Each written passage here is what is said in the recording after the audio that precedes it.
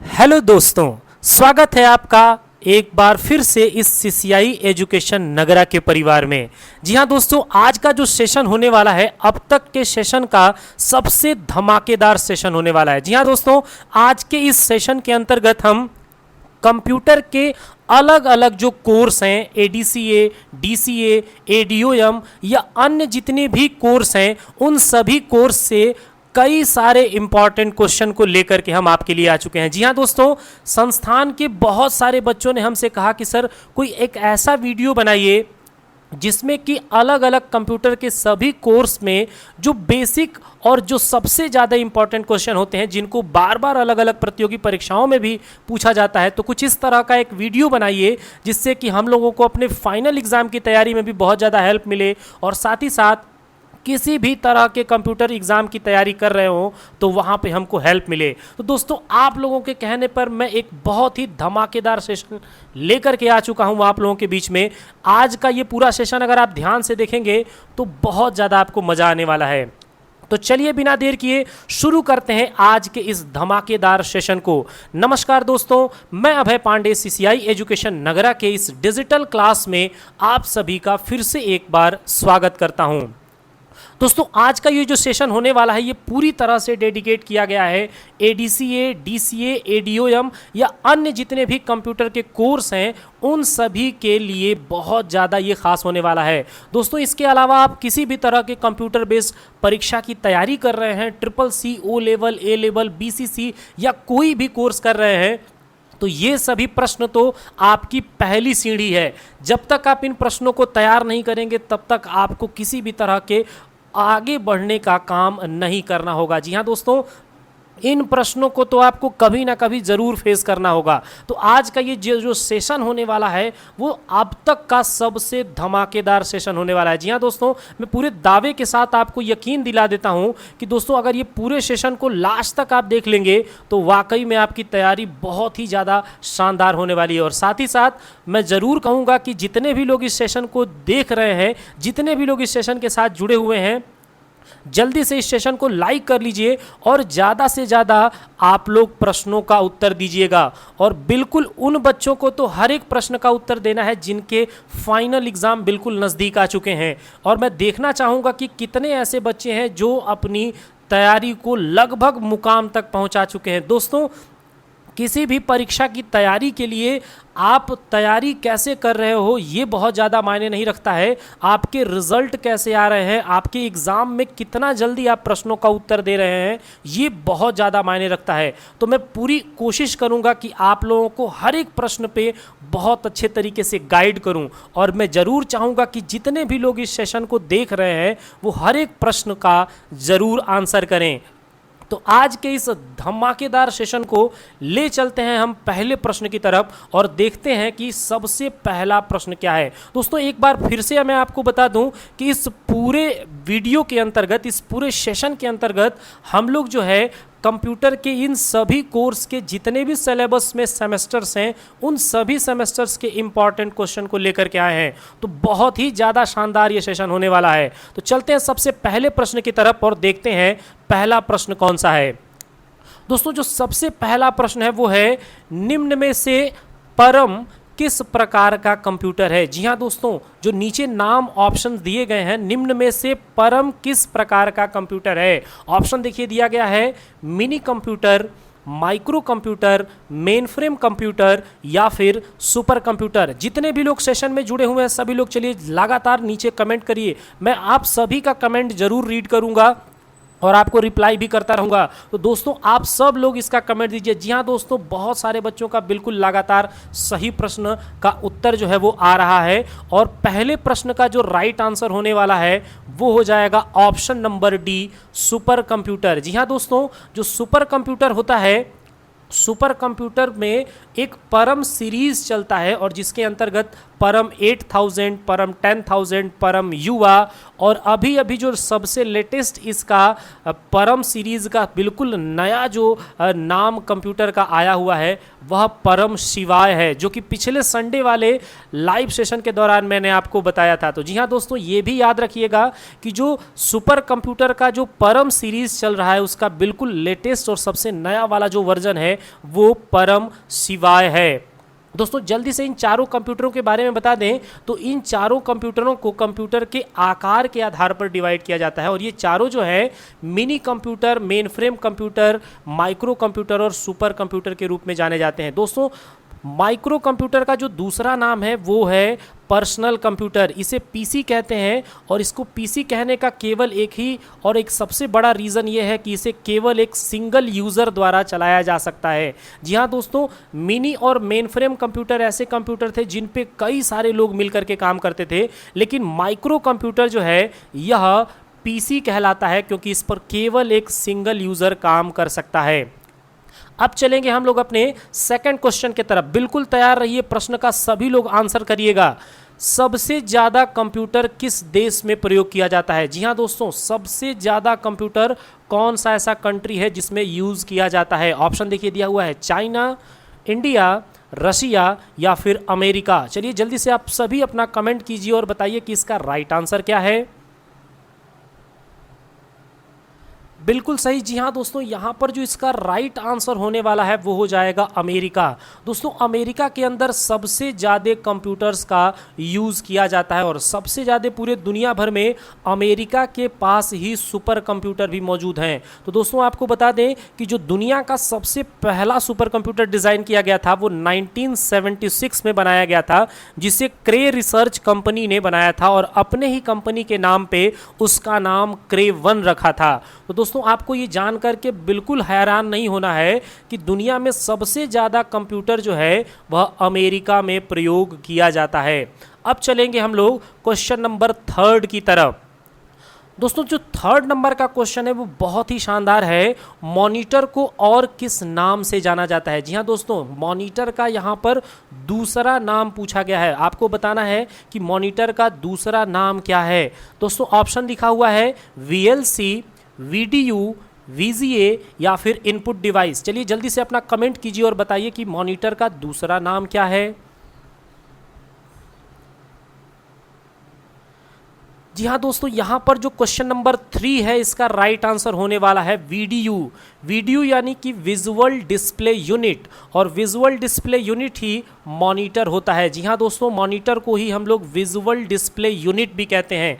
दोस्तों VDU का एक बार फिर से नाम आपको रिमाइंड करा दें, विजुअल डिस्प्ले यूनिट होता है, जबकि नीचे लिखे हुए VGA का पूरा नाम होता है विजुअल ग्राफिक एडाप्टर, और ये दोनों ही मॉनिटर पर स्क्रीन के सूचनाओं को रिप्रेजेंट करने में हेल्प करता है। दोस्तों जितने भी लोग सेशन से जुड़े हुए हैं, क्या आप में से किसी को भी VLC का पूरा नाम पता है? अगर जिसको भी पता है तो जल्दी नीचे कमेंट करिए और बताइए कि VLC का पूरा नाम क्या है। अब चलेंगे हम लोग नेक्स्ट क्वेश्चन की तरफ। क्वेश्चन नंबर 4 यहाँ पर दिया गया है, वेब कैमरा की स्पीड किस में मापते हैं? जी हाँ दोस्तों, वेब कैमरा जिसे फ्रंट कैमरा भी बोलते हैं, इसकी स्पीड किस में मापी जाती है?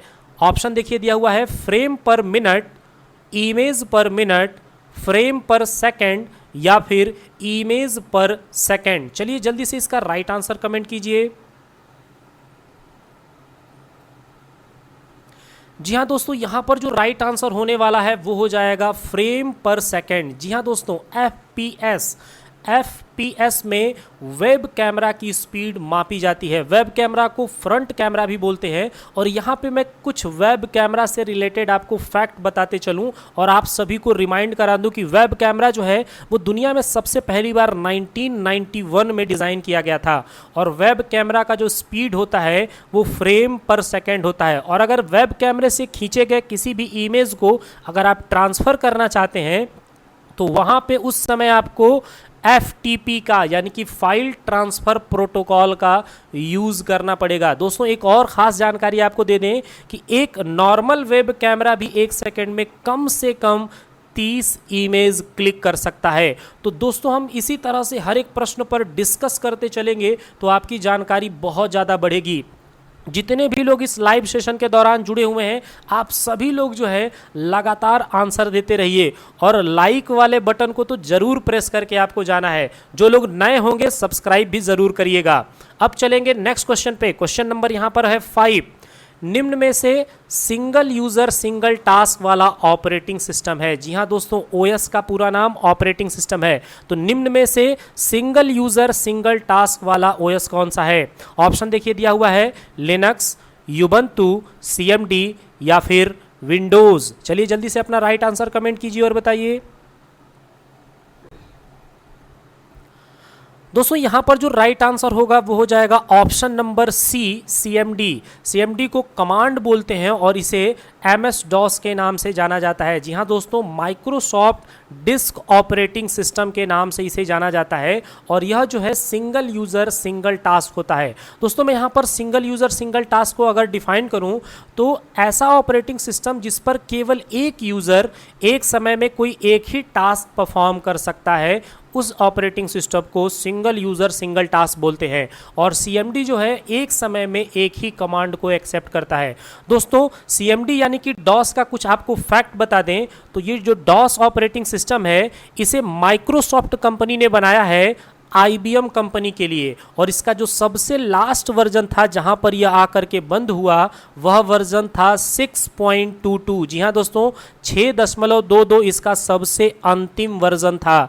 अब चलेंगे नेक्स्ट क्वेश्चन पे। क्वेश्चन नंबर यहां पर 6 दिया गया है, एक साथ ओपन किए गए कई विंडो को मिनिमाइज करने का शॉर्टकट की क्या होता है? जी हां दोस्तों, एक साथ अगर कई सारे विंडो आपके डेस्कटॉप पर ओपन हैं और उन सबको एक ही बार में आप मिनिमाइज करना चाहते हैं तो कौन सा शॉर्टकट बटन आप यूज करेंगे? विंडो की के साथ डी, विंडो की के साथ एम, अल्ट स्पेस एम या फिर कंट्रोल के साथ एम। चलिए जल्दी से यहां पर इसका राइट आंसर कमेंट कीजिए।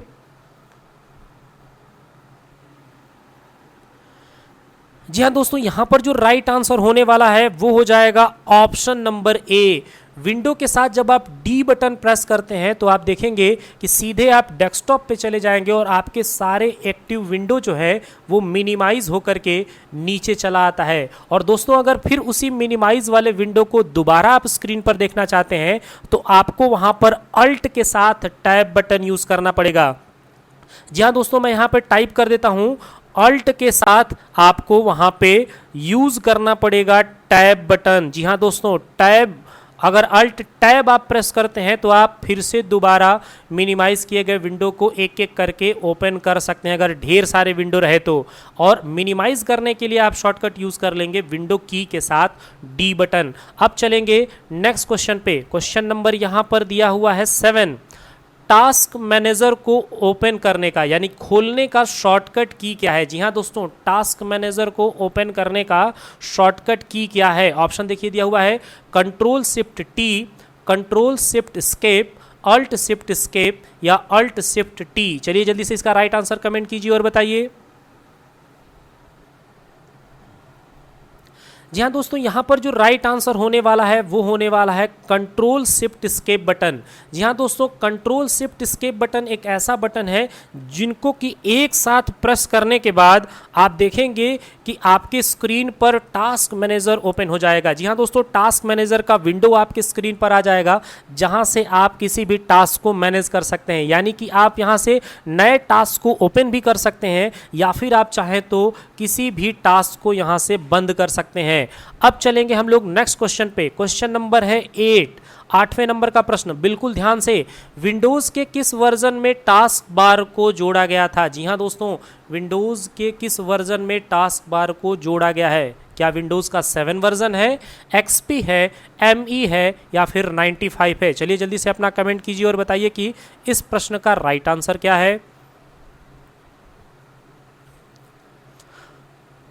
दोस्तों यहाँ पर जो राइट आंसर होगा वो हो जाएगा विंडोज़ का, यहाँ पर बिल्कुल राइट आंसर होने वाला है 95। जी हाँ दोस्तों, विंडोज़ के 95 वर्जन में ही सबसे पहली बार टास्क बार को इंट्रोड्यूस किया गया था। Task bar Windows operating system के नीचे डिफ़ॉल्ट में एक पतली सी पट्टी होती है जहां पर आपको बहुत सारे आइकन ऑप्शंस वगैरह दिखाई देते हैं और स्टार्ट बटन भी वहीं पर आपको लेफ्ट साइड में दिखाई देता है। दोस्तों अगर मैं दिखा दूं तो ये नीचे वाली जो पट्टी आपको दिख रही है इसी को टास्क बार कहा जाता है। और दोस्तों यहाँ पर एक बात मैं और जोड़ना चाहूँगा कि विंडोज़ में जो 95 वर्जन है वो बहुत ज़्यादा इंपॉर्टेंट इसलिए भी माना जाता है क्योंकि कई सारे ऑब्जेक्ट, कई सारे आइकन्स, कई सारे इंपॉर्टेंट फीचर जो है वो विंडोज़ के 95 वर्जन में ऐड किए गए थे। आपको बता दें कि जो ब्राउज़र के तौर पर माइक्रोसॉफ्ट का सबसे पहला ब्राउज़र था इंटरनेट एक्सप्लोरर, उसे भी 95 वर्जन में ही पहली बार जोड़ा गया था। तो 95 वर्जन विंडोज़ का एक बहुत ही कह सकते हैं कि फीचर फ्रेंडली वर्जन था। दोस्तों इसके बाद यहाँ पर कुछ और फैक्ट आपको बता दें, एक्सपी का पूरा नाम यहाँ पर एक्सपर्ट हो जाएगा जो कि 2001 और 2005 दो अलग अलग में रिलीज़ हुआ था। 2001 में एक्सपी वर्जन आया था जबकि 2005 में एक्सपी का ही प्रोफेशनल वर्जन रिलीज़ किया गया था, जबकि एमई का पूरा नाम मिलेनियम है। अब चलेंगे हम लोग नेक्स्ट क्वेश्चन पे। क्वेश्चन नंबर यहाँ पर 9 है, डॉस में समस्त फाइलों एवं डायरेक्टरी की सूची को Z2A के क्रम में करके देखने के लिए किस कमांड का प्रयोग किया जाता है। जी हाँ दोस्तों, एक बार प्रश्न फिर से ध्यान से पढ़ लीजिए। डॉस के अंतर्गत समस्त फाइल एवं डायरेक्टरी की सूची को Z2A यानी डिसेंडिंग ऑर्डर में के क्रम में करके देखने के लिए किसका यूज़ किया जाता है। जी हाँ दोस्तों, आप ऑप्शन देखिए दिया हुआ है, directory /OS, directory /S, directory /OD या डायरेक्टरी /O-N। चलिए जल्दी से अपना कमेंट कीजिए और राइट आंसर बताइए। जी हाँ दोस्तों, यहाँ पर जो राइट आंसर होगा वो हो जाएगा डायरेक्टरी ON। दोस्तों डायरेक्टरी के साथ ON जब हम स्लैश करके करते हैं तो डॉस के अंतर्गत यानी डिस्क ऑपरेटिंग सिस्टम के अंतर्गत हर तरह की फाइल और डायरेक्टरियों की Z2A के क्रम में करके उनकी लिस्ट हम आसानी के साथ देख सकते हैं। दोस्तों यहाँ पर कुछ मैं फैक्ट आपको बता दूं कि फाइल जो होते हैं वो इंफॉर्मेशन का कलेक्शन होता है, यानी कि सूचनाओं का जो संग्रह होता है उसे हम फाइल कहते हैं, जबकि फाइलों का जो कलेक्शन होता है वो डायरेक्टरी कहा जाता है। और जितने भी लोग इस सेशन के साथ अभी जुड़े हुए हैं जल्दी से बताइए कि डायरेक्टरी को और किस नाम से जाना जाता है। जी हां दोस्तों, डायरेक्टरी का दूसरा नाम क्या है, जल्दी से आप कमेंट करके बताइए। अब चलेंगे हम लोग नेक्स्ट क्वेश्चन की तरफ। क्वेश्चन नंबर यहां पे है 10 नंबर, डॉस कमांड कितने प्रकार के होते हैं। जी हां दोस्तों, बहुत ही आसान और बहुत ही शानदार प्रश्न है। डॉस कमांड कितने प्रकार के होते हैं, ऑप्शन देखिए दिया हुआ है 2, 3, 4 या फिर 5। चलिए जल्दी से अपना राइट आंसर कमेंट कीजिए और बताइए। दोस्तों यहाँ पर जो राइट आंसर होगा वो हो जाएगा ऑप्शन नंबर 1 यानी A2। डॉस कमांड जो होते हैं वो दो तरह के होते हैं और इन दोनों कमांड को हम लोग इंटरनल डॉस कमांड और एक्सटर्नल डॉस कमांड कहते हैं। जी हाँ दोस्तों, डॉस में दो तरह के कमांड होते हैं, एक को हम लोग इंटरनल डॉस कमांड कहते हैं जबकि दूसरा जो है वो एक्सटर्नल डॉस कमांड होता है।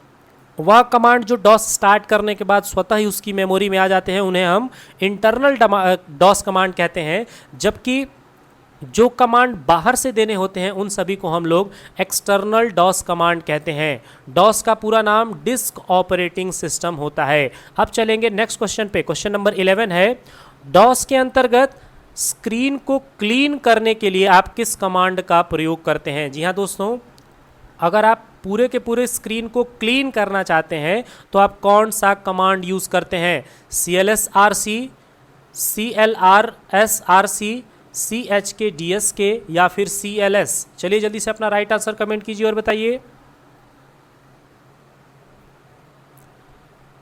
जी हाँ दोस्तों, बिल्कुल सही। यहाँ पर जो राइट आंसर होगा वो हो जाएगा CLS कमांड। CLS कमांड जो है वो क्लियर स्क्रीन के लिए होता है और यहाँ से आप अपने स्क्रीन को पूरी तरह से क्लीन कर सकते हैं। दोस्तों जो डॉस का विंडो आपके सामने उसका जो इंटरफेस ओपन होता है उसका बैकग्राउंड ब्लैक कलर में, जबकि उस पर जो टेक्स्ट का कलर होता है वो आपको दिखाई देता है वाइट कलर में। और अगर आपके स्क्रीन पर बहुत सारा टेक्स्ट या अलग अलग टॉपिक्स शो हो रहा है, कमांड शो हो रहे हैं और पूरे स्क्रीन को आप क्लीन करना चाहते हैं, तो बस आपको CLS लिख करके और एंटर बटन प्रेस कर देना होगा। आप देखेंगे कि डॉस के स्क्रीन पर जो कुछ भी होगा वो पूरी तरह से क्लीन हो जाएगा। अब चलेंगे हम लोग नेक्स्ट क्वेश्चन पे। क्वेश्चन नंबर है 12।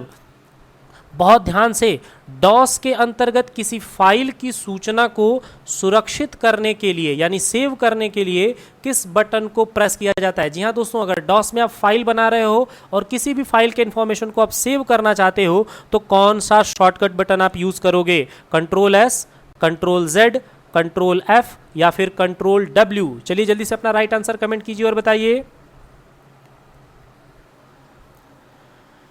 जी हाँ दोस्तों, डॉस के अंतर्गत फाइल को सेव करने के लिए हम लोग Ctrl+Z का यूज करते हैं। कंट्रोल के साथ Z जब हम करते हैं तो किसी फाइल में हमने जो भी इंफॉर्मेशन लिखा है उसे हम सेव करते हैं और जैसे ही एंटर बटन को प्रेस करते हैं तो आपकी फाइल बन करके तैयार हो जाती है। जबकि डॉस के अलावा किसी भी एप्लीकेशन में फाइल को सेव करने के लिए हम लोगों को Ctrl+S शॉर्टकट यूज करना होता है। जी हाँ दोस्तों, बहुत सारे लोग यहाँ पे कंफ्यूज हो सकते हैं कि कंट्रोल के साथ S यहाँ पे अलग एप्लीकेशंस को यूज करने के लिए यानी कि सेव करने के लिए यूज किया जाता है, जबकि Ctrl+Z जो है वो डॉस के अंदर फाइल के इंफॉर्मेशन को सेव करने के लिए यूज करते हैं। अब चलेंगे हम लोग नेक्स्ट क्वेश्चन की तरफ। क्वेश्चन नंबर यहाँ पर है 13। MS पेंट में न्यूनतम जूमिंग कितना होता है? जी हाँ दोस्तों, MS पेंट की बात हो रही है। पेंट के अंदर सबसे कम मिनिमम जूमिंग कितना होता है? 3%, 5%, 10% या 12.5%, 12.5%? चलिए जल्दी से अपना कमेंट कीजिए और बताइए।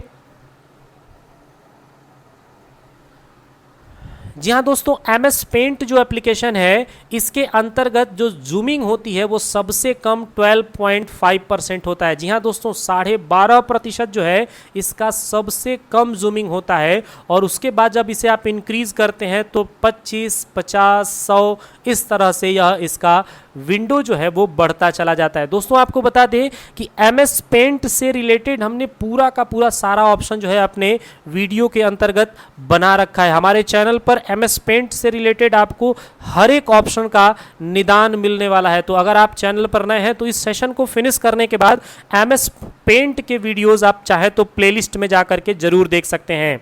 अब चलेंगे हम लोग नेक्स्ट क्वेश्चन पे। क्वेश्चन नंबर यहां पर है 14 नंबर। वर्ड पैड में वर्ड रैप कितने प्रकार का होता है? जी हाँ दोस्तों, वर्ड पैड के अंतर्गत वर्ड रैप कितने प्रकार का होता है? ऑप्शन देखिए दिया हुआ है 1, 2, 3 या फिर 4। चलिए जल्दी से अपना कमेंट कीजिए और राइट आंसर बताइए।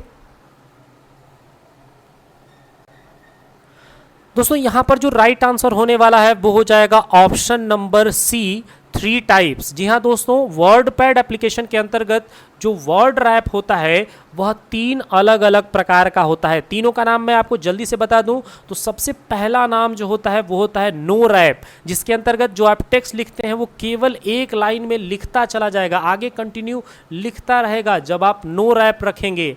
अगर आप रखते हैं रैप टू विंडो तो विंडो के लास्ट पोजीशन में जाकर के और उसके बाद पेज यानी टेक्स्ट आपका जो होगा वो अगली लाइन में शिफ्ट होगा। जबकि अगर आप रखते हैं रैप टू रूलर तो जो रूलर का एरिया होगा वहां तक केवल आपका टेक्स्ट लिखा जाएगा। वर्ड रैप जो है वो लाइन का समझिए तो निर्धारण करता है कि कैसे आप किस तरह से अपनी टेक्स्ट को किस तरह की लाइन में लिखने वाले हैं। तो वर्ड पैड के अंतर्गत जो वर्ड रैप होता है वो 3 टाइप का होता है और यही अगर हम नोटपैड एप्लीकेशन की बात करेंगे तो वहां पे वर्ड रैप केवल 2 होता है। वर्ड रैप का नो रैप और दूसरा रैप टू विंडो। वहां पे रैप टू रूलर यानी नोटपैड में रैप टू रूलर नहीं होता है। अब चलेंगे हम लोग नेक्स्ट क्वेश्चन पे। क्वेश्चन नंबर यहां पर दिया गया है 15। निम्न में से कौन सा विकल्प एसेसरीज ग्रुप के अंतर्गत नहीं आता है? जी हाँ दोस्तों, एसेसरीज ग्रुप में जो एसेसरीज की लिस्ट खुलती है उनमें से कौन सा विकल्प नहीं आता हो? यहाँ पर देखिए, यहाँ पे पहला ऑप्शन जो है वो है sticky note, snipping tool, character map या फिर सिंक सेंटर, जिसे सिंक्रोनाइज सेंटर भी बोलते हैं। तो इन चारों में से कौन सा विकल्प एसेसरीज के मेन ग्रुप में नहीं आता है? चलिए जल्दी से अपना कमेंट कीजिए और बताइए। दोस्तों यहाँ पर जो राइट आंसर होगा वो हो जाएगा कैरेक्टर मैप। दोस्तों आपको बता दें कि जो एसेसरीज का ग्रुप होता है उसके अंतर्गत आपको कैरेक्टर मैप नहीं देखने को मिलता है। कैरेक्टर मैप एसेसरीज के अंदर सिस्टम टूल्स में देखने को मिलता है, यानी सिस्टम टूल्स में जब आप जाएंगे तो वहाँ पर फिर आपको कैरेक्टर मैप देखने को मिलेगा। दोस्तों हम यहाँ पर इन ऑप्शनों की बात करें तो स्टिकी नोट एक बहुत ही शानदार ऑप्शन है जिससे कि आप अपने डेस्कटॉप पर एक छोटा सा पेज ला सकते हैं और किसी भी इंपॉर्टेंट फैक्ट को या डेटा को आप सेव कर सकते हैं वहाँ पे, यानी कि वहाँ पे टाइप कर सकते हैं और अगर आप कंप्यूटर शटडाउन भी करते हैं तो भी वो आपको डेस्कटॉप पर देखने को मिलेगा। जबकि स्निपिंग टूल जो है ये स्क्रीनशॉट करने यानी कि स्क्रीन के किसी हिस्से का इमेज अगर बनाना होता है तो आप उसका यूज़ करते हैं। दोस्तों एक प्रश्न और भी याद रखिएगा कि अगर कैरेक्टर मैप को आप रन के डायलॉग बॉक्स से ओपन करना चाहेंगे तो आपको 4 मैप लिखना होगा। जी हाँ दोस्तों, CHARMAP 4 मैप लिख करके भी और आप कैरेक्टर मैप को डायरेक्ट रन के डायलॉग बॉक्स से ओपन कर सकते हैं। अब चलेंगे हम लोग नेक्स्ट क्वेश्चन पे। क्वेश्चन नंबर यहाँ पर 16 है, नोटपैड के अंतर्गत किस भाषा की कोडिंग की जाती है। जी हाँ दोस्तों, नोटपैड के अंदर कौन सी भाषा का प्रयोग किया जाता है जिसका कोडिंग किया जाता है? पाइथन, HTTP, HTML या HTLM या फिर HTML। चलिए जल्दी से अपना राइट आंसर कमेंट कीजिए और बताइए। जी हाँ दोस्तों, यहाँ पर जो राइट आंसर होगा वो हो जाएगा ऑप्शन नंबर डी, HTML। जी हाँ दोस्तों, HTML की हम लोग कोडिंग जो है वो नोटपैड के अंतर्गत करते हैं। दोस्तों ऑप्शन नंबर सी में और डी में केवल लास्ट के 2 कैरेक्टर्स में चेंजिंग कर दिया गया। सी वाला ऑप्शन अगर आप ध्यान से देखेंगे तो HTLM है और जबकि पूरा इसका जो सही है वो है HTML। तो राइट आंसर यहाँ पर ऑप्शन डी हो जाएगा। दोस्तों HTML का पूरा नाम होता है हाइपर टेक्स्ट मार्कअप लैंग्वेज, जबकि HTTP का पूरा नाम है हाइपर टेक्स्ट ट्रांसफर प्रोटोकॉल। अब चलेंगे हम लोग नेक्स्ट क्वेश्चन पर। क्वेश्चन नंबर यहाँ पर है 17, निम्न में से कौन सा केस बटन वर्ड में नहीं होता है? वर्ड में दोस्तों यहाँ पर मैं MS कर देता हूँ। दोस्तों MS वर्ड की बात हो रही है। MS वर्ड में कौन सा बटन जो है वो केस बटन नहीं होता है? आपको फिर से एक बार बता दें, निम्न में से कौन सा केस बटन MS वर्ड में नहीं होता है? Sentence case, cycle case, lower case या फिर अपर केस। चलिए जल्दी से अपना राइट आंसर कमेंट कीजिए और बताइए। दोस्तों यहाँ पर जो राइट आंसर होगा वो हो जाएगा option number B, cycle case. Cycle case MS Word के एप्लीकेशन प्रोग्राम में नहीं होता है। वहाँ पे आपको सेंटेंस केस मिल जाएगा, लोअर केस मिल जाएगा, अपर केस मिल जाएगा, जबकि साइकिल केस जो है आपको MS वर्ड की विंडो में नहीं दिखेगा। दोस्तों ये जो वीडियो जो हम तैयार कर रहे हैं या जो सेशन जो ये है इसको भी हमने MS वर्ड में ही तैयार किया। मैं आपको दिखा देता हूँ। जब आप होम टैब के अंतर्गत जाएंगे तो यहाँ पर फॉन्ट ग्रुप में आपको केस बटन मिलेंगे और यहाँ पे sentence case, lower case, upper case, capitalize each word और टोगल केस, ये 5 केस बटन देखने को मिलते हैं। यहाँ पे साइकिल केस नहीं होता है। दोस्तों आपको बता दें साइकिल केस जो है वो लिब्रे ऑफिस के राइटर एप्लीकेशन में होता है। जी हाँ दोस्तों, राइटर के अंतर्गत देखेंगे तो आपको साइकिल केस वहाँ पर मिल जाता है। अब चलेंगे क्वेश्चन नंबर 18 पर। MS वर्ड 2007 में बाय डिफ़ॉल्ट पेज साइज होता है। जी हाँ दोस्तों, बाय डिफ़ॉल्ट जो पेज का साइज होता है MS वर्ड में वह क्या होता है? दोस्तों यहाँ पर 4 ऑप्शन विकल्प के तौर पर आपको दिए गए हैं और इनको बिल्कुल ध्यान से देखिए और अपना राइट आंसर कमेंट कीजिए और बताइए इनमें से कौन सा सही है। दोस्तों यहाँ पर जो राइट आंसर होने वाला है क्वेश्चन नंबर 18 का वह हो जाएगा ऑप्शन नंबर ए। दोस्तों ऑप्शन नंबर ए जो है वो बिल्कुल ही राइट आंसर हो जाएगा। यहाँ पर बाय डिफ़ॉल्ट जो पेज का साइज़ होता है वो 8.5/11 होता है, जिसे कि हम लोग डिफ़ॉल्ट में लेटर साइज़ बोलते हैं। तो MS वर्ड के 2007 में यह जो है डिफ़ॉल्ट पेज होगा। अब चलेंगे हम लोग नेक्स्ट क्वेश्चन पे। क्वेश्चन नंबर यहाँ पर है 19, MS वर्ड में ड्रॉप कैप अधिकतम कितने लाइन तक होता है? जी हाँ दोस्तों, ड्रॉप कैप की बात हो रही है कि वह मैक्सिमम कितने लाइन तक होता है आपको बताना है। चलिए जल्दी से ऑप्शन पढ़िए, 7, 8, 9 या फिर 10। जल्दी से अपना कमेंट कीजिए और राइट आंसर बताइए। जी हाँ दोस्तों, यहाँ पर जो राइट आंसर होने वाला है वो हो जाएगा ऑप्शन नंबर डी, 10 लाइन्स। जी हाँ दोस्तों, 10 लाइन तक मैक्सिमम आप ड्रॉप कैप का यूज़ कर सकते हैं। दोस्तों मैं आपको यहाँ पर दिखा देता हूँ, पेज लेआउट टैब के अंतर्गत जो है आपको यहाँ पे आ जाना है, सॉरी यहाँ पे इंसर्ट टैब में आपको आना है, और इंसर्ट टैब के अंतर्गत जो टेक्स्ट का ग्रुप है यहाँ पे आपको ड्रॉप कैप ऑप्शन देखने को मिलेगा। और ड्रॉप कैप में आप देखेंगे, जब ड्रॉप कैप ऑप्शन को आप यूज़ करेंगे तो यहाँ पर जो है डिफ़ॉल्ट में आपको ड्रॉप कैप की लाइन जो है वो शो होकर के मिल जाएगी। डिफ़ॉल्ट में लाइन की जो डिफ़ॉल्ट लाइन होता है वो 3 लाइन तक होता है, जबकि आप इसे इंक्रीज़ कर सकते हैं मैक्सिमम 10 लाइन तक। देखिए आप, हम 10 लाइन के आगे जो है इसे इंक्रीज़ नहीं कर पा रहे हैं, यानी कि MS वर्ड एप्लीकेशन के अंतर्गत ड्रॉप कैप जो है वह अधिकतम 10 लाइन तक यूज़ किया जा सकता है। दोस्तों आपको बता दें, ड्रॉप कैप जो होता है वो पेज के पहले लाइन के पहले वर्ड के फर्स्ट कैरेक्टर का साइज जो है वो बड़ा कर देता है। ये ड्रॉप कैप का काम है, जो कि इंसर्ट टैब के टेक्स्ट ग्रुप में आता है। अब चलेंगे हम लोग नेक्स्ट क्वेश्चन पे। क्वेश्चन नंबर यहाँ पर दिया हुआ है 20। फॉर्मेट पेंटर का शॉर्टकट की क्या होता है? जी हाँ दोस्तों, फॉर्मेट पेंटर जो MS वर्ड में होता है इसका शॉर्टकट की क्या है? Control F, control P, control shift C या कंट्रोल शिफ्ट A? चलिए जल्दी से अपना कमेंट कीजिए और राइट आंसर बताइए। दोस्तों यहाँ पर जो राइट आंसर होगा वो हो जाएगा option number C, control shift C। जी हाँ दोस्तों, कंट्रोल शिफ्ट C करके हम लोग फॉर्मेट पेंटर का काम MS वर्ड में कर सकते हैं। दोस्तों इसको भी मैं आपको दिखा देता हूँ। होम टैब के अंतर्गत जब आप आएंगे तो क्लिपबोर्ड ग्रुप में आपको यहाँ पर देखने को मिल रहा होगा कंट्रोल शिफ्ट C। जी हाँ दोस्तों, कंट्रोल शिफ्ट C जो है वो फॉर्मेट पेंटर का शॉर्टकट की होता है। अब चलेंगे हम लोग नेक्स्ट क्वेश्चन पे। क्वेश्चन नंबर यहाँ पर 21 दिया गया है। जी हाँ दोस्तों, 21 नंबर का क्वेश्चन है, MS एक्सेल 2007 के अंतर्गत किसी एक सेल में अलाइजमेंट कितने प्रकार का होता है? जी हाँ दोस्तों, एक्सेल के अंदर सेल में अलाइजमेंट की बात हो रही है, कितने प्रकार का होता है? दोस्तों अलाइजमेंट के ऑप्शन दिए गए हैं 4, 6, 8 या फिर 9। चलिए जल्दी से अपना कमेंट कीजिए और राइट आंसर बताइए।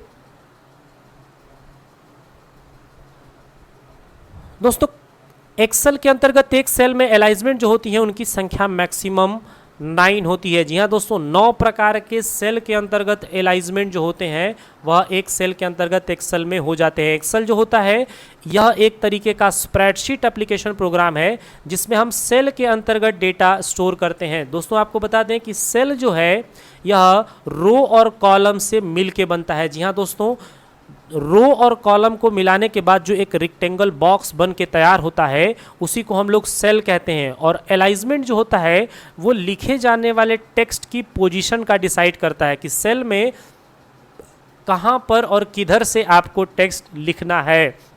आपको बता दें एक्सेल में सेल के अंदर अलाइजमेंट जो होगा वो 9 प्रकार का होगा। एक्सेल एप्लीकेशन के अंतर्गत अलाइजमेंट आपको 6 दिखाई देते हैं, जबकि MS वर्ड में अलाइजमेंट जो होता है वो 4 प्रकार का होता है, लेफ्ट, सेंटर, राइट और जस्टिफाई। अब चलेंगे हम लोग नेक्स्ट क्वेश्चन पे। क्वेश्चन नंबर है यहाँ पर 22। स्प्रेडशीट का हिंदी नाम क्या है? जी हाँ दोस्तों, स्प्रेडशीट का हिंदी नाम क्या है? ऑप्शन देखिए दिया हुआ है, सेलों का समूह, सारणी, सारणीबद्ध या फिर सेलों की सारणी। चलिए जल्दी से अपना राइट आंसर कमेंट कीजिए और बताइए।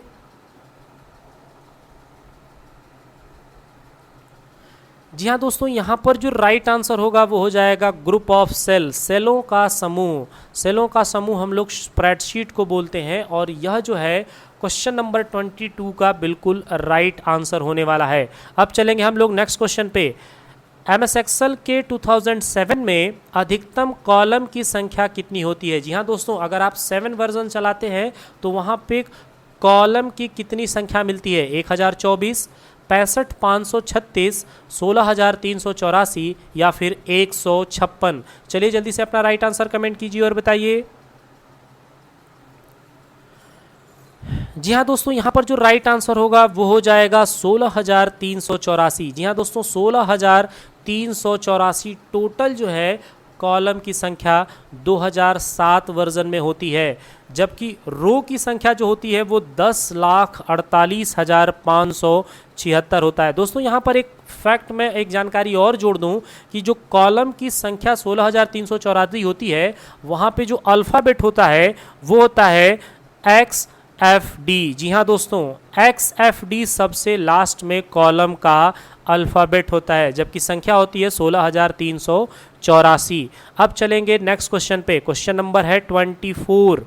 निम्न में से कौन सा डाटा टाइप एक्सेल के अंतर्गत मौजूद नहीं होता है? जी हाँ दोस्तों, एक्सेल में कौन सा डाटा टाइप आप नहीं देखते हैं क्योंकि वहाँ मौजूद नहीं होता है? Number data, general data, short date या फिर अटैचमेंट। चलिए जल्दी से अपना राइट आंसर कमेंट कीजिए और बताइए। दोस्तों एक्सेल के अंतर्गत जो डेटा टाइप होता है उसके अंतर्गत अटैचमेंट जो है आपको देखने को नहीं मिलता है। अटैचमेंट जो डेटा टाइप है वो एमएस एक्सेस में हम लोग यूज़ करते हैं। एक्सेल के अंतर्गत नंबर का हम यूज़ कर सकते हैं। जनरल नंबर हम रखेंगे तो जनरली उसमें नंबर और अल्फ़ाबेट हम यूज़ कर सकते हैं, और शॉर्ट डेट रखेंगे तो केवल आपको डेट दिखाई देगा।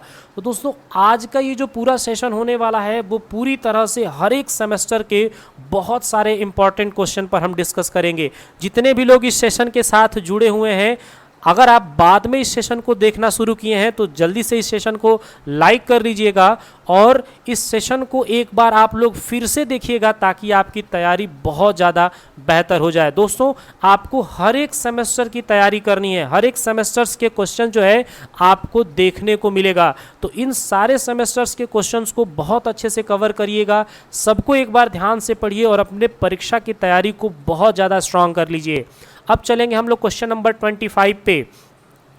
पावर पॉइंट के अंतर्गत स्लाइड लेआउट कितने प्रकार के होते हैं? जी हाँ दोस्तों, पावर पॉइंट एप्लीकेशन जो कि प्रेजेंटेशन एप्लीकेशन है उसमें स्लाइड के लेआउट कितने प्रकार के होते हैं? 6, 9, 12 या फिर 15? चलिए जल्दी से अपना राइट आंसर कमेंट कीजिए और बताइए।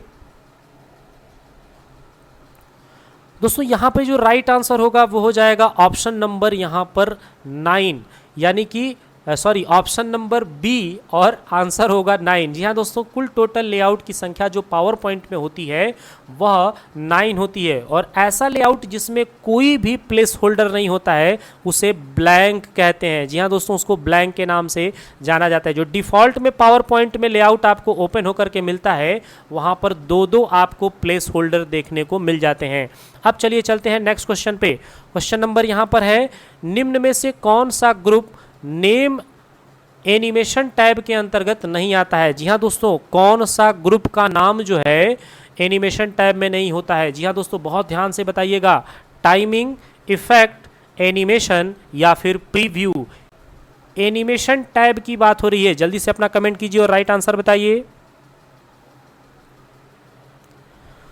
दोस्तों यहाँ पे जो राइट आंसर होगा वो हो जाएगा इफेक्ट। इफेक्ट नाम का आपको कोई भी ग्रुप जो है वो एनिमेशन टैब में नहीं मिलता है। एनिमेशन टैब के अंतर्गत आपको टाइमिंग मिलेगा, एनिमेशन मिलेगा, प्रीव्यू मिलेगा, जबकि इफेक्ट नाम का कोई भी आपको यहाँ पे ग्रुप का नाम नहीं होता है, क्योंकि इफेक्ट जो है वो इंसर्ट टैब के अंतर्गत एक ऑप्शन का नाम है। अब चलेंगे हम लोग नेक्स्ट क्वेश्चन पे। क्वेश्चन नंबर है 27। पावर पॉइंट ओपन करने के बाद ओपन होने वाले बाय डिफ़ॉल्ट स्लाइड पर कितने प्लेस होल्डर होते हैं? जी हाँ दोस्तों, अभी थोड़ी देर पहले ही मैंने अपने इसी वीडियो में ये बात बता दिया है आपको, तो यहाँ पर थोड़ा सा बाय मिस्टेक हो गया है, लेकिन कितने लोगों ने ध्यान दिया है चलिए हम उनके आंसर में देखते हैं।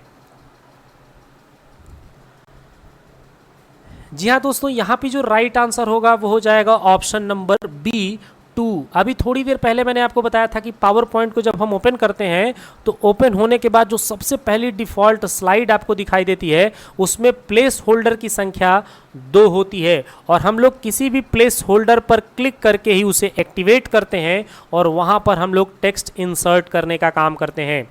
अब चलेंगे हम लोग नेक्स्ट क्वेश्चन पे। क्वेश्चन नंबर है 28। दोस्तों निम्न में से कौन सा एनिमेशन एंट्रेंस एनिमेशन के अंतर्गत नहीं आता है? जी हाँ दोस्तों, एंट्रेंस एनिमेशन के अंतर्गत कौन सा एनिमेशन नहीं आता है? ऑप्शन देखिए दिया हुआ है, फ्लिप, फ्लॉप, फ्री फ्रॉम या फिर बॉक्स। चलिए जल्दी से अपना राइट आंसर कमेंट कीजिए और बताइए। दोस्तों यहाँ पे जो राइट आंसर होने वाला है वो हो जाएगा option number C, free from. Free from नाम का कोई भी एनिमेशन जो है वो आपको इंट्रेंस एनिमेशन के अंतर्गत नहीं मिलता है। ये जो है आपको मोशन पथ वाले में मिलता है, जबकि आपको इंट्रेंस के अंतर्गत फ्लिप, फ्लॉप और बॉक्स ये तीनों मिल जाते हैं। अब चलेंगे हम लोग नेक्स्ट क्वेश्चन पे। क्वेश्चन नंबर यहाँ पर दिया हुआ है 29। MS एक्सेस के अंतर्गत ड्रॉप डाउन लिस्ट बनाने के लिए किस डाटा टाइप का चुनाव करते हैं? दोस्तों हम ड्रॉप डाउन थोड़ा सा आपको बता दें, जैसे ड्रॉप डाउन उसे बोलते हैं जब हम किसी ऑप्शन पे क्लिक करें और नीचे की तरफ हमको एक बड़ी सी लिस्ट मिल जाए, डाउन लिस्ट एक मिल जाए नीचे की तरफ, तो उसी को ड्रॉप डाउन लिस्ट बोलते हैं। तो एक्सेस के अंतर्गत हम लोग ड्रॉप डाउन लिस्ट बनाने के लिए किस डाटा टाइप का चुनाव करेंगे? Attachment data, OLE object data, hyperlink data या फिर लुकअप विजार्ड डाटा? चलिए जल्दी से अपना कमेंट कीजिए और राइट आंसर बताइए।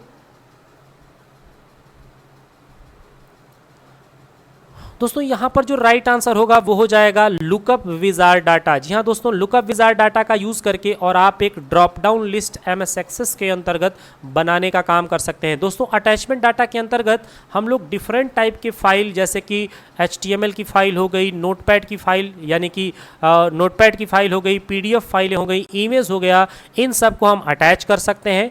OLE का पूरा नाम होता है ऑब्जेक्ट लिंकिंग एम्बेडिंग। जी हाँ दोस्तों, ऑब्जेक्ट लिंकिंग एम्बेडिंग जो है OLE का पूरा नाम है, और OLE के अंतर्गत भी हम लोग इमेज वगैरह इंसर्ट करने का काम करते हैं।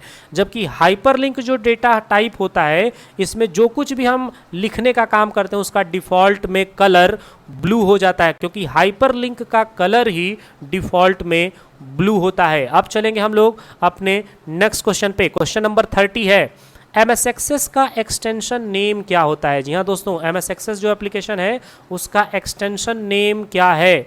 दोस्तों यहाँ पर ध्यान से देखिएगा, .mbd, .dfb या .dbf या फिर .accbd? चलिए जल्दी से अपना राइट आंसर कमेंट कीजिए, बहुत ध्यान से देख लीजिएगा, उसी के बाद बताइएगा। जी हाँ दोस्तों, यहाँ पर जो क्वेश्चन नंबर 30 है इसका राइट आंसर होगा यहाँ पे .dbf। जी हाँ दोस्तों, .dbf जो है यह बिल्कुल राइट आंसर होगा। बाकी आप ध्यान देंगे .mdb होता है, .mbd नहीं होता है, और .dfb नहीं होता है, और ना ही .accbd होता है। तो यहाँ पर ये जो लिखा गया है, इनके लिखावट में सीक्वेंस को, अल्फ़ाबेट के क्रम को बदल दिया गया है, यानी राइट आंसर होगा .dbf, जिसे हम डाटाबेस फाइल के नाम से जानते हैं। अब चलेंगे हम लोग नेक्स्ट क्वेश्चन पे। क्वेश्चन नंबर है यहाँ पे 31, निम्न में से कौन सा फंक्शन एक्सेस के अंतर्गत मौजूद नहीं है? जी हाँ दोस्तों, एक्सेस के अंतर्गत, यहाँ एक्सेल की बात नहीं कर रहे हैं हम, एक्सेस की बात कर रहे हैं कि कौन सा फंक्शन उसमें मौजूद नहीं है। काउंट, वेरिएंस, अरेंज और साथ ही साथ पावर, सॉरी अरेंज कह रहा हूँ मैं, एवरेज लिखा है, एवरेज एंड पावर। चलिए जल्दी जैसे बताइए कि इनमें से कौन सा फंक्शन एक्सेस में मौजूद नहीं है? दोस्तों यहाँ पे जो राइट आंसर होगा वो हो जाएगा पावर। पावर फंक्शन जो है वो MS एक्सेस के अंतर्गत नहीं होता है, जबकि आपको वेरिएंस, काउंट और एवरेज जो है MS एक्सेस के अंतर्गत देखने को मिल जाता है। अब चलेंगे नेक्स्ट क्वेश्चन पे। क्वेश्चन नंबर 32 है, निम्न में से कौन सा व्यू बटन एक्सेस में मौजूद नहीं होता है? जी हाँ दोस्तों, व्यू बटन की बात हो रही है। MS एक्सेस एप्लीकेशन प्रोग्राम में कौन सा व्यू बटन नहीं होता है? Design view, layout view, report view या फिर नॉर्मल व्यू? चलिए जल्दी से अपना कमेंट कीजिए और राइट आंसर बताइए। दोस्तों यहाँ पे जो राइट आंसर होगा वो हो जाएगा नॉर्मल व्यू। दोस्तों एक्सेस के अंतर्गत नॉर्मल व्यू नाम का कुछ नहीं होता है, वहाँ पे आपको डिज़ाइन व्यू देखने को मिलता है, लेआउट व्यू आप इसको यूज़ कर सकते हैं, और रिपोर्ट व्यू को आप यूज़ करते हैं, जबकि नॉर्मल व्यू आपको MS एक्सेस एप्लीकेशन प्रोग्राम में देखने को नहीं मिलता है। अब चलेंगे हम लोग नेक्स्ट क्वेश्चन पे। क्वेश्चन नंबर यहाँ पर है, जनरल ऑप्शन का शॉर्टकट की क्या है? जी हाँ दोस्तों, ये पेज मेकर की बात कर रहे हैं हम यहाँ पे।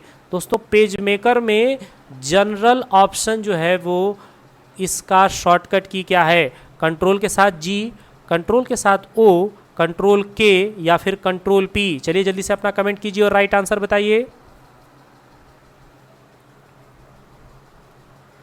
दोस्तों यहाँ पे जो राइट आंसर होने वाला है वो हो जाएगा ऑप्शन नंबर C, कंट्रोल के साथ K। दोस्तों कंट्रोल K जो है वो आपको जनरल ऑप्शन का शॉर्टकट है, और जनरल ऑप्शन में अगर आपको जाना है तो कंट्रोल K को प्रेस करके और डायरेक्ट आप जा सकते हैं। अब चलेंगे हम लोग नेक्स्ट क्वेश्चन पे। क्वेश्चन नंबर है 34, PDF का पूरा नाम क्या है? जी हाँ दोस्तों, PDF का पूरा नाम क्या है? ऑप्शन में देखेंगे कि 4 नाम लिखे गए हैं, port document file, portable data format, portable document format या फिर पोर्ट डॉक्यूमेंट फाइल्स। चलिए जल्दी से अपना राइट आंसर कमेंट कीजिए और बताइए।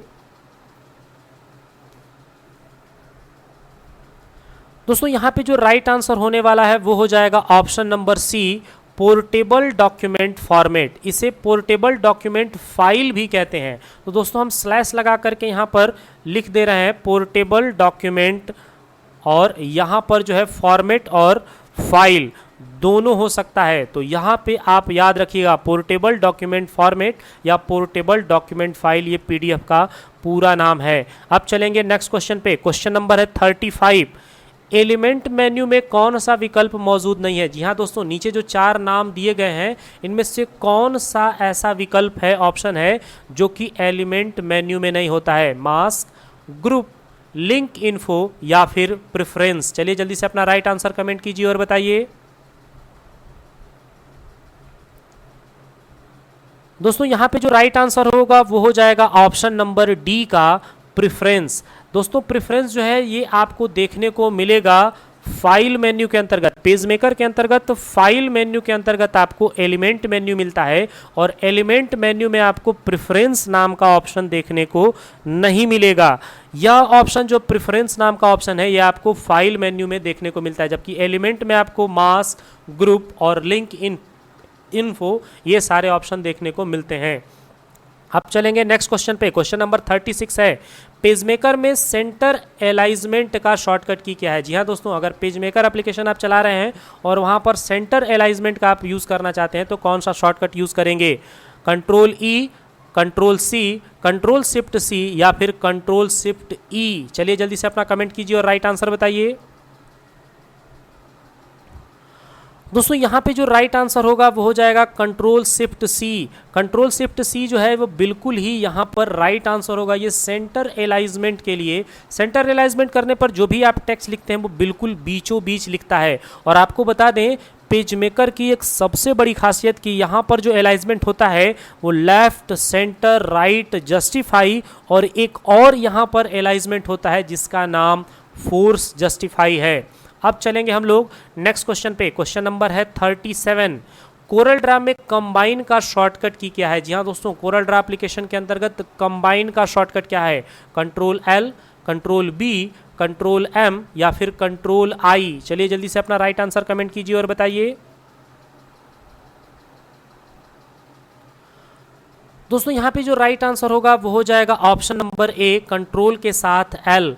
कंट्रोल एल जो है यह कंबाइन के लिए यूज़ किया जाता है, जबकि कोरल ड्रा में कंट्रोल बी जो है वह ब्राइटनेस को बढ़ाने के लिए यूज़ करते हैं हम लोग। तो दोस्तों इसी तरह के आप सारे शॉर्टकट भी आप देखते हैं कि अलग अलग प्रतियोगी परीक्षाओं में कई सारे शॉर्टकट भी पूछ लिए जाते हैं, फुल फॉर्म भी पूछ लिए जाते हैं। तो इन सब बातों को आप ध्यान रखिएगा और लगातार आप जितने भी लोग जुड़े हुए हैं इस सेशन के दौरान लगातार इसी तरह से कमेंट करते रहिए। दोस्तों आपको बता दें कि अगर ये सेशन आप लोगों को अच्छा लगेगा तो आप मुझे ज़रूर नीचे कमेंट करके और बताइएगा, और मैं उसी के आधार पर जल्दी ही आपके लिए एक मॉडल पेपर भी ला दूंगा।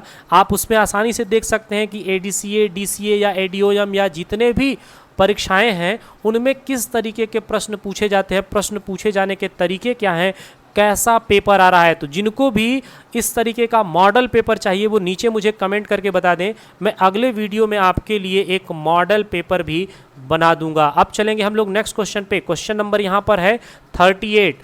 कोरल ड्रा में कंट्रोल बी शॉर्टकट की क्या होता है? जी हाँ दोस्तों, कंट्रोल बी का जो शॉर्टकट की है वो क्या करता है कोरल ड्रा के अंतर्गत? कलर बैलेंस, ब्राइटनेस, ट्रांसफॉर्मेशन या फिर रोटेट? दोस्तों अभी थोड़ी देर पहले मैंने गलती से यहाँ पर इसका काम आपको पिछले प्रश्न पर ही बता दिया है, तो अगर आपको पता होगा तो जल्दी से कमेंट कीजिए और राइट आंसर बताइए। दोस्तों यहाँ पे जो राइट आंसर होगा वो हो जाएगा option number B, brightness. Brightness के लिए आप कंट्रोल के साथ बी शॉर्टकट का इस्तेमाल करते हैं कोरल ड्रा एप्लीकेशन के अंतर्गत। दोस्तों अब हम लोग चलेंगे नेक्स्ट क्वेश्चन पे। क्वेश्चन नंबर है 39। कोरल ड्रा में कौन सा ऑप्शन मौजूद नहीं है? जी हाँ दोस्तों, यहाँ पे 4 ऑप्शंस के नाम लिखे गए हैं और आपसे पूछा गया कि इनमें से कौन सा ऑप्शन जो है वो कोरल ड्रा में नहीं है। ऑप्शन देखिए दिया, edit story, contrast, wire frame या फिर ब्लर? चलिए जल्दी से अपना राइट आंसर कमेंट कीजिए और बताइए। दोस्तों यहाँ पे जो राइट आंसर होगा वो हो जाएगा ऑप्शन नंबर ए, एडिट स्टोरी। एडिट स्टोरी जो है वो कोरल ड्रा एप्लीकेशन के अंतर्गत ऑप्शन नहीं होता है। यह ऑप्शन जो है वो आपको देखने को मिल जाता है पेज मेकर एप्लीकेशन में। जी हाँ दोस्तों, पेज मेकर एप्लीकेशन के अंतर्गत आपको एक एडिट स्टोरी नाम का ऑप्शन देखने को मिल जाता है। बाकी के तीनों ऑप्शन जो है कंट्रास्ट, वायर फ्रेम और ब्लर, ये तीनों ऑप्शन आपको कोरल ड्रा एप्लीकेशन के अंतर्गत यूज़ करने को मिल जाता है। दोस्तों हम आपसे पूछेंगे, और जितने लोग इस सेशन में जुड़े हैं बताइए, क्या ब्लर का ऑप्शन जो है हम लोग कोरल ड्रा के अंतर्गत क्यों यूज़ करते हैं, क्या इसका कार्य है, ब्लर का कार्य क्या है। अब चलिए चलते हैं नेक्स्ट क्वेश्चन पे। क्वेश्चन नंबर यहाँ पे है 40। कोरल ड्रा में से कौन सा ऑप्शन अरेंज मेन्यू के अंतर्गत मौजूद नहीं है। अरेंज मेन्यू के अंतर्गत कौन सा ऑप्शन जो है कोरल ड्रा में मौजूद नहीं है। ग्रुप, लॉक ऑब्जेक्ट, कंबाइन या फिर मास्क। चलिए जल्दी से इसका राइट आंसर कमेंट कीजिए और बताइए। दोस्तों यहाँ पे जो राइट आंसर होगा वो हो जाएगा option number D, mask option. दोस्तों आप यहाँ पर देख पा रहे होंगे कि लगातार अलग अलग मेन्यू में कौन से ऑप्शन है, कौन से ऑप्शन नहीं है, किस ऑप्शन का क्या शॉर्टकट है, किस एप्लीकेशन के अंतर्गत कौन सा ऑप्शन आता है। इस तरह के प्रश्न जो है आपको बहुत ज़्यादा देखने को मिल रहा है। यानी इस तरह के प्रश्न जो है आपको आपके फाइनल पेपर में भी बहुत ज़्यादा देखने को मिल जाएंगे।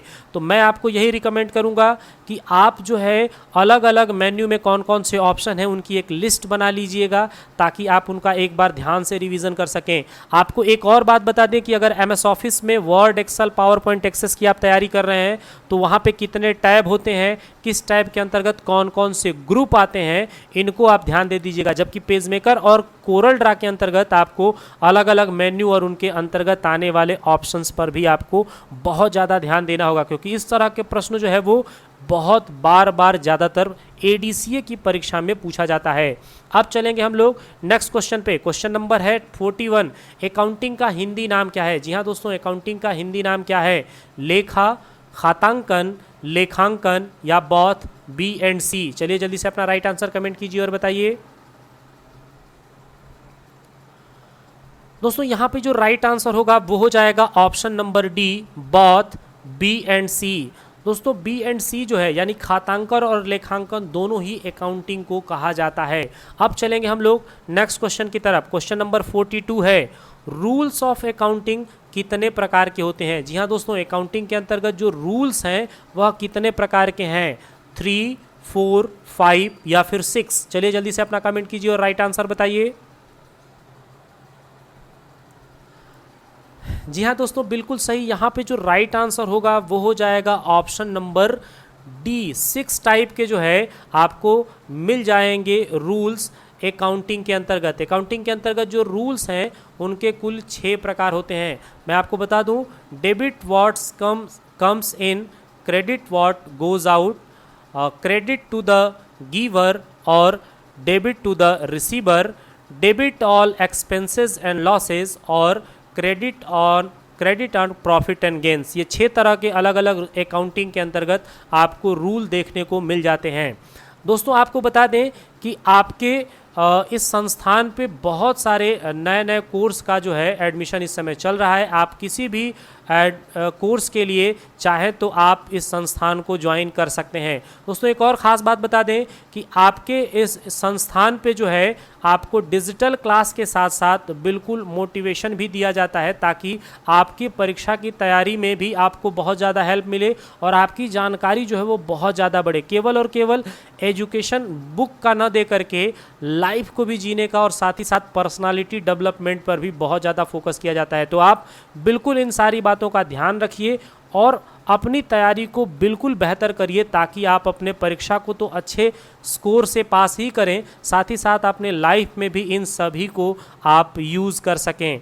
अब चलेंगे हम लोग नेक्स्ट क्वेश्चन पे। क्वेश्चन नंबर यहाँ पर दिया गया है 43 का, जो व्यक्ति अपना ऋण चुकता नहीं कर पाता है उसे क्या कहते हैं। जी हाँ दोस्तों, कोई ऐसा पर्सन जो अपना ऋण नहीं चुका पाता है वो क्या कहलाता है। प्रोप्राइटर, ड्राइंग, इन्वेस्टमेंट या फिर इंसॉल्वेंट। चलिए जल्दी से अपना राइट आंसर बताइए। दोस्तों यहाँ पे जो राइट आंसर होने वाला है वो हो जाएगा ऑप्शन नंबर डी, इंसॉल्वेंट। दोस्तों इंसॉल्वेंट को दिवालिया कहते हैं और जो पर्सन अपना ऋण चुकता नहीं कर पाता है उसे हम लोग इंसॉल्वेंट कहते हैं। प्रोपराइटर वह पर्सन होता है जो अपने बिजनेस का मालिक होता है, यानी कि लाभ और हानि का जो उत्तराधिकारी होता है वह प्रोपराइटर कहलाता है। जबकि ड्रॉविंग को आहरण कहा जाता है, जो आपके बिजनेस को सीधे सीधे नुकसान पहुंचाने का काम करता है। और इन्वेस्टमेंट जो है ये निवेश के लिए शब्द प्रयोग किया जाता है। जब आप किसी बिजनेस को कर रहे हैं और उसी समय आप किसी दूसरे बिजनेस को स्टार्ट कर रहे हैं, उसमें भी आप कुछ पैसे लगा रहे हैं, तो वो इन्वेस्टमेंट कहलाता है। अब चलेंगे हम लोग नेक्स्ट क्वेश्चन की तरफ। क्वेश्चन नंबर है 44, बैंक के किस खाते पर ब्याज नहीं मिलता है? जी हाँ दोस्तों, बैंक के किस खाते पर आपको ब्याज नहीं मिलता है? Current account, saving account, nominal account या फिर फिक्स डिपॉजिट अकाउंट? चलिए जल्दी से बताइए कि किस खाते पर बैंक में ब्याज नहीं मिलता है। दोस्तों यहाँ पे जो राइट आंसर होगा वो हो जाएगा ऑप्शन नंबर ए, करेंट अकाउंट। करेंट अकाउंट के अंतर्गत आपको किसी भी प्रकार का ब्याज जो है वो नहीं मिलता है, जबकि सेविंग अकाउंट पर भी आपको ब्याज मिलता है। और सबसे ज़्यादा जो ब्याज अकाउंट पे मिलता है वह है फिक्स डिपॉजिट अकाउंट। अब चलेंगे हम लोग नेक्स्ट क्वेश्चन की तरफ। क्वेश्चन नंबर 45 है, टैली के अंतर्गत लेज़र बनाने के लिए किस बटन को प्रेस करते हैं? जी हाँ दोस्तों, टैली में अगर आप लेजर क्रिएट करना चाहते हैं तो कौन सा बटन आप यूज़ करेंगे? ALM, ALC, ALD या फिर ALA? कौन सा आप शॉर्टकट इस्तेमाल करेंगे तो आप टैली के अंतर्गत आसानी से लेज़र बनाने का काम कर सकते हैं?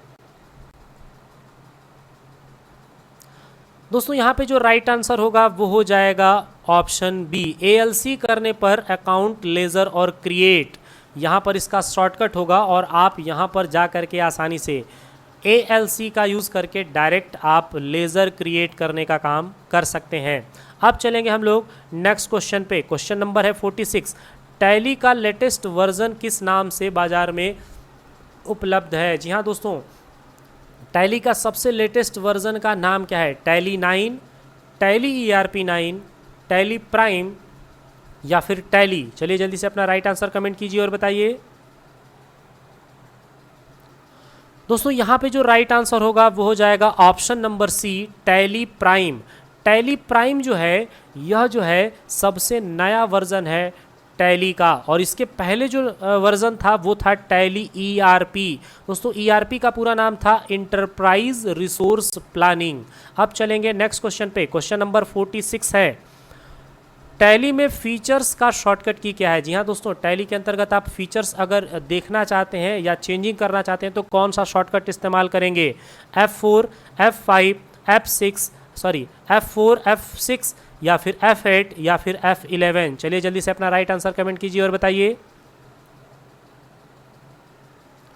दोस्तों यहाँ पे जो राइट आंसर होने वाला है वो हो जाएगा option number D, F11। F11 जो है यह जो होता है वो टैली के अंतर्गत फीचर से रिलेटेड होता है। दोस्तों जितने भी लोग यहाँ जुड़े हुए हैं जल्दी से आप लोग बताइए कि F4 हम लोग क्यों यूज़ करते हैं, F6 का यूज़ क्यों करते हैं और F8 का प्रयोग हम लोग क्यों करते हैं? जितने भी लोग हैं चलिए जल्दी जल्दी कमेंट कीजिए और बताइए कि टैली के अंतर्गत ये सारे शॉर्टकट किसके लिए प्रयोग किया जाता है। अब चलेंगे हम लोग नेक्स्ट क्वेश्चन पे। क्वेश्चन नंबर यहाँ पर दिया गया है 48 का, टैली में कितने प्रकार के ग्रुप तैयार किए जाते हैं? जी हाँ दोस्तों, टैली के अंतर्गत पहले से ही कितने प्रकार के ग्रुप तैयार होते हैं? आपको ऑप्शन मिल गया है 26, 28, 30 या फिर 32। चलिए जल्दी से अपना कमेंट कीजिए और बताइए। दोस्तों आपको बता दें कि टैली के अंतर्गत जो ग्रुप होते हैं उनकी कुल संख्या 28 होती है। टैली में कुल 28 ग्रुप होते हैं और इन ग्रुपों को भी 4 अलग अलग ग्रुप में बांटने का काम किया गया है, जिनका नाम है liabilities side, asset side, income side और एक्सपेंस साइड। ये 4 अलग अलग इनके ग्रुप बने हुए हैं और जिनके अंतर्गत कुल 28 ग्रुप टैली के अंतर्गत आते हैं। अब चलेंगे हम लोग नेक्स्ट क्वेश्चन पे। क्वेश्चन नंबर यहाँ पर है 49, टैक्स का निर्धारण किसके द्वारा किया जाता है? जी हाँ दोस्तों, टैक्स का निर्धारण किसके द्वारा किया जाता है? IMP के द्वारा, IPOC के द्वारा, IOPC के द्वारा या फिर IMO के द्वारा? चलिए जल्दी से अपना राइट आंसर कमेंट कीजिए और बताइए। दोस्तों यहाँ पे जो राइट आंसर होने वाला है वो हो जाएगा option number B, IPOC, Indian people organization system जो होता है यहाँ पे, यह जो है आईपीओसी, इसके द्वारा जो है आपका टैक्स का निर्धारण होता है। टैक्स में आपको बता दें कि वर्तमान में भारत में 1 जुलाई से आपका टैक्स जो है वो जीएसटी के नाम से लग चुका है। जीएसटी का पूरा नाम है गुड्स एंड सर्विसेज टैक्स, और यह जीएसटी जो है अब भारत में, पूरे भारत में एक देश एक कर के रूप में इस्तेमाल किया जाता है। अब चलेंगे हम लोग नेक्स्ट क्वेश्चन की तरफ। क्वेश्चन नंबर 50 है, टैक्स को हिंदी में क्या कहा जाता है? जी हाँ दोस्तों, टैक्स का हिंदी नाम क्या है? कर, टैक्स, कारा या फिर काराधान। चलिए जल्दी से अपना राइट आंसर कमेंट कीजिए और बताइए। दोस्तों यहाँ पे जो राइट आंसर होने वाला है वो हो जाएगा ऑप्शन नंबर ए, कर।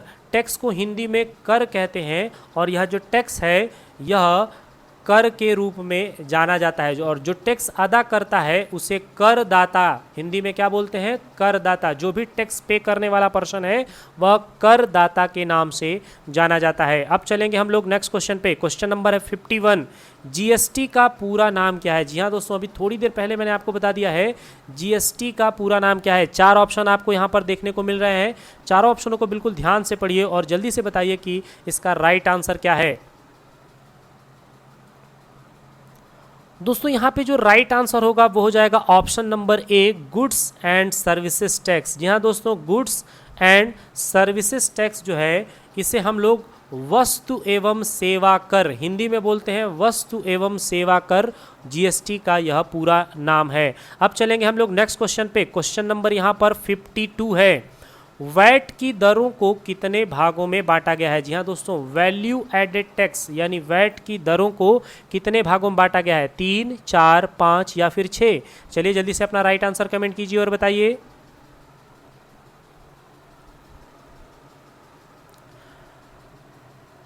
दोस्तों यहाँ पे जो राइट आंसर होने वाला है वो हो जाएगा ऑप्शन नंबर बी, 4 भागों में। जी हाँ दोस्तों, वैट की दरों को कुल 4 भागों में बांटा गया है, और आपको बता दें वैट जो है वो हमेशा राज्य सरकार लगाती हैं। अब चलेंगे नेक्स्ट क्वेश्चन पे। क्वेश्चन नंबर है यहाँ पर 53, प्रोटोकॉल क्या है? जी हाँ दोस्तों, प्रोटोकॉल क्या है? हार्डवेयर है, सॉफ्टवेयर है, हार्डवेयर एंड सॉफ्टवेयर है, या फिर सेट ऑफ रूल्स? चलिए जल्दी से अपना राइट आंसर कमेंट कीजिए।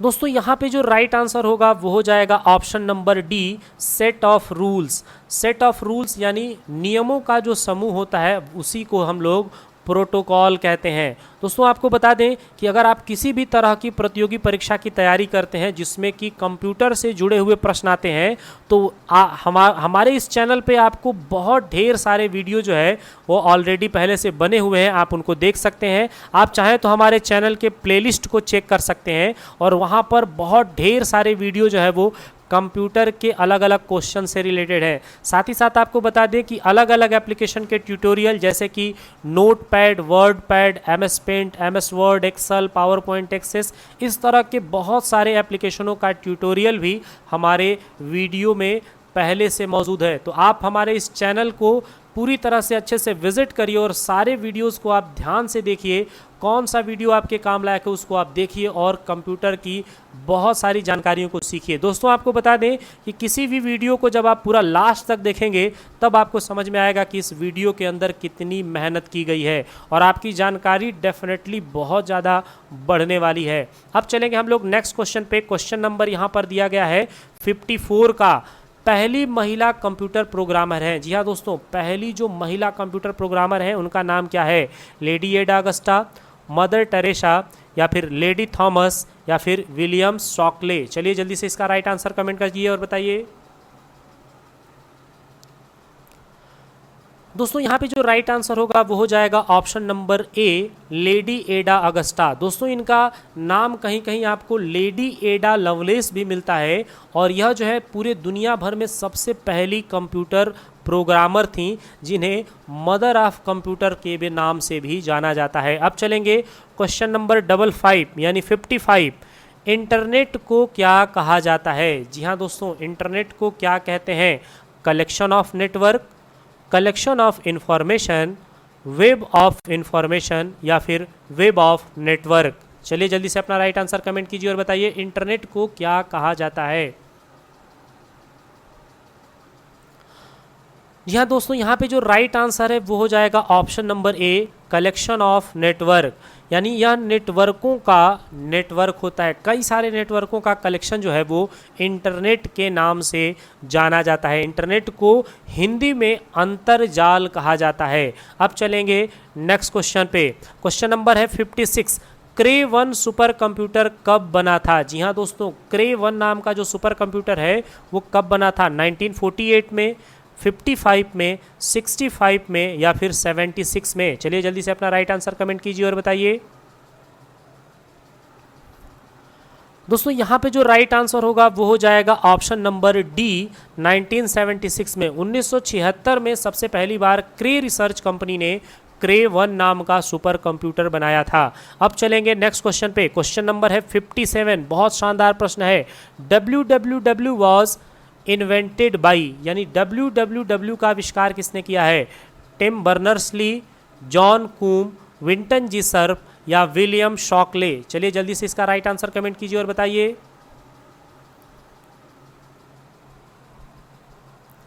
जी हाँ दोस्तों, यहाँ पे राइट आंसर हो जाएगा टिम बर्नर्स ली, जिन्हें टिमोथी बर्नर्स ली भी कहा जाता है। और इन्होंने 1989 में, जी हाँ दोस्तों, 1989 के अंतर्गत सबसे पहली बार www का आविष्कार किया था। इसको पूरा नाम हम लोग वर्ल्ड वाइड वेब के नाम से जानते हैं। जबकि जॉन कूम व्हाट्सअप बनाने का काम किए हैं और इंटरनेट का पिता माना जाता है विंटन जी सर्फ को। जी हाँ दोस्तों, विंटन जी सर्फ को इंटरनेट का जनक मानते हैं। और आपको बताना है कि विलियम शॉकले ने क्या तैयार किया है। आप जल्दी से कमेंट कीजिए और बताइए। दोस्तों अगला जो प्रश्न है वो है, कंप्यूट शब्द में ई आर कब जुड़ा था? जी हाँ दोस्तों, कंप्यूटर शब्द की उत्पत्ति हुई है कंप्यूट से, और कंप्यूट शब्द जो है इसमें ई आर को कब जोड़ा गया था? 1950 में, 51 में, 52 में या फिर 53 में? चलिए जल्दी से अपना राइट आंसर कमेंट कीजिए और बताइए। दोस्तों यहाँ पे जो राइट आंसर होने वाला है वो हो जाएगा ऑप्शन नंबर बी, 1951 में। 1951 में ही कंप्यूट शब्द के अंतर्गत ई आर ऐड किया गया था और वो कंप्यूट शब्द से कंप्यूटर बन गया। कंप्यूट शब्द जो है वो एक लैटिन भाषा का शब्द है जिसका अर्थ होता है गणना करना। अब चलेंगे नेक्स्ट क्वेश्चन पे। IBM स्टैंड्स फॉर, जी हाँ दोस्तों, IBM का पूरा नाम यहाँ पे पूछा गया है। 4 विकल्प दिए गए हैं, बिल्कुल ध्यान से देखिए और बताइए कि इसका राइट आंसर क्या है।